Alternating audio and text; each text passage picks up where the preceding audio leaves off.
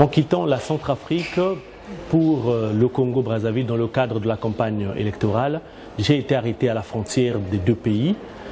J'avais du matériel électoral et le commandant Bob Guy Ernest a dit que je préparais un putsch avec le général Mokoko et que nous avions une cargaison d'armes, ce qui était faux. Dans le véhicule, il n'y avait que les t-shirts, les photos grand format et les prospectus.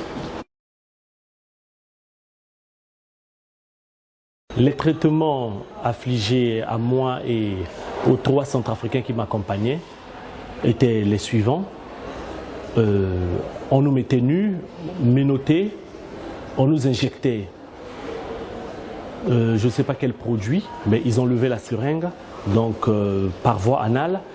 On nous battait, on nous mettait dans une espèce de geôle. Il y a une promiscuité d'environ 9 mètres carrés et nous étions plus de 23 à l'intérieur. Et je l'ai su quand on faisait l'appel tous les matins, donc chacun devait compter un numéro. Donc moi c'est le numéro 1, d'autres le numéro 5 et puis ça s'arrêtait au numéro 23. Et puis on avait des yeux bandés parfois et on nous piétinait, on nous appelait des moutons. Une humiliation totale. Dans la nuit du 3 au 4 avril, il y a eu des bombardements, des tirs à l'arme lourde dans les quartiers sud de Brazzaville. Puis ça a continué dans la partie sud du pays. Et profitant de ces tirs, j'ai pu quand même m'échapper pour me retrouver dans un quartier proche de l'aéroport, le quartier Diata. Et de là-bas, j'ai pris mon billet pour rentrer en France.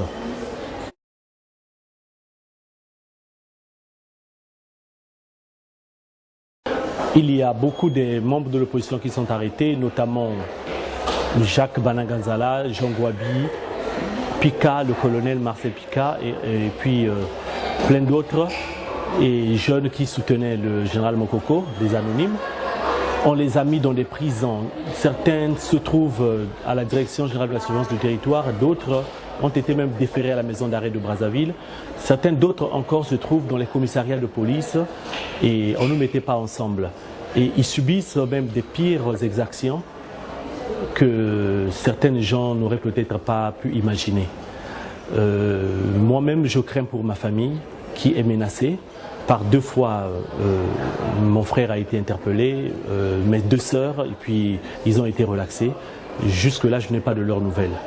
Mais je sais que les gens sont obligés de vivre dans la clandestinité à Brazzaville et craignant que le gouvernement de Brazzaville puisse leur faire du mal.